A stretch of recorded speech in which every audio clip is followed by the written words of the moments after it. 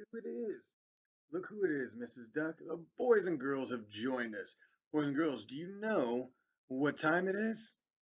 Do you, Mrs. Duck? Why, yes, of course I do. You want to tell them? It's tea time with Mr. T. And here we are with our cups. We have our pinkies up because we are so very fancy. Yes, yes, indeed. And we come in for the clink. All right, boys and girls, we have a wonderful story for you today. Mrs. Duck, she helped me choose it. So this is a special day. Mrs. Duck, you want to go sit with the boys and girls? Why, yes, that would be lovely. Boys and girls, can Mrs. Duck come sit with you? Well, perfect. Go on over there. Make sure not to step on any toes, okay? Okay. Let me just squeeze by. Let me just get over. Yeah, and I'll just okay. And Mrs. Duck, all right, she's found a spot. Today, boys and girls, we have another story by Doreen Cronin and pictures by Betsy Lewin. This is Giggle, Giggle, Quack. Now, we've read about our friends on the farm before, and we have a few more stories to read, and I really, really enjoy this series. Every book is funny. So, let's get started. Giggle, Giggle, Quack.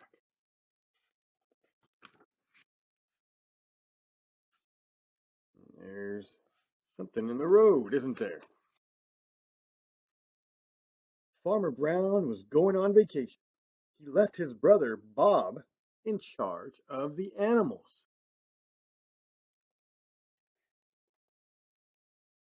I wrote everything down for you. Just follow my instructions and everything will be fine. But keep an eye on Duck. He's trouble. Farmer Brown thought he heard giggles and snickers as he drove away, but he couldn't be sure. Hmm, This is kind of an early point in the book, but taking a look at this picture, what did Duck find? Do you have a prediction about what might happen? That means you have a guess based on what we've read so far about what might be next. Think about what your prediction might be, and then as we read further, we'll see if it happened or not. Right? It makes reading a little bit fun. You go, oh, I think this is going to happen. Sometimes it does, sometimes it doesn't, but it helps us to enjoy it even more than normal. Bob gave Duck a good long stare, went inside. He read the first note. Tuesday night is pizza night, not the frozen kind. The hens prefer anchovies. Do you know what anchovies are? They're little fish. Would you like little fish on your pizza? Giggle, giggle, cluck.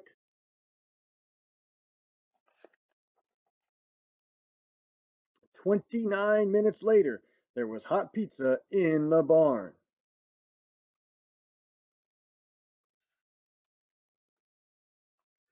Bob checked on the animals before he went to bed. Everything was just fine. You remember one of the other stories that we read? They got the electric blankets. Wednesday is bath day for the pigs. Wash them with my favorite bubble bath and dry them off with my good towels. Remember, they have very sensitive skin. Giggle, giggle, oink. Bob had all the pigs washed in no time. Pigs in a blanket, huh? Actually, it's a towel, but I couldn't resist. Farmer Brown called home on Wednesday night to check in. Did you feed the animals like I wrote in the note? He asked. Done, replied Bob, counting 7 empty pizza boxes.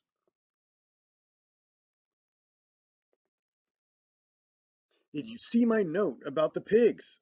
All taken care of, said Bob proudly. Are you keeping a very close eye on Duck? He asked. Bob gave Duck a good long stare. Duck was too busy sharpening his pencil to notice.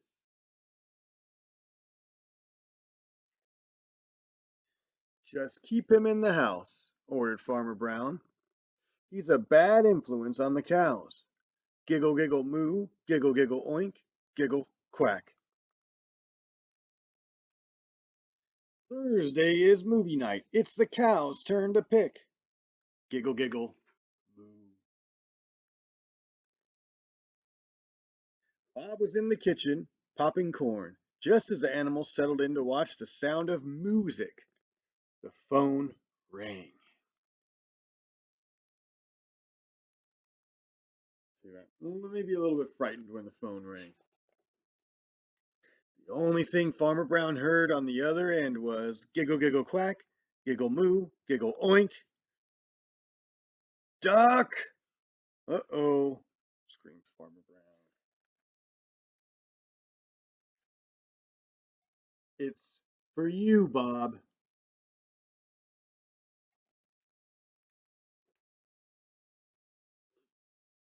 And there's Farmer Brown. Does he look happy to you? What did you think about our story today? Hmm? Did you like that? A little bit mischievous, huh? What about your prediction? Was your prediction correct? If it was, great. If it wasn't, that's great too. It's all part of the fun of reading, right? Making predictions as we start a story, see if it turns out.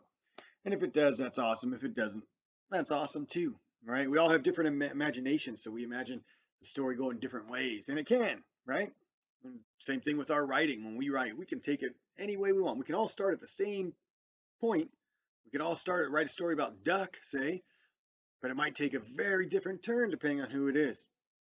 So, boys and girls, a couple questions we ask ourselves after reading these stories. One, who are the characters in the story? Now, you don't have to write down all the characters, right, or list every single character. Who were the main characters in the story, right? The ones that had the most uh, time on the page, right? The most time in the story. Who are the characters? And what was the setting? Where did it happen? Where did this story take place?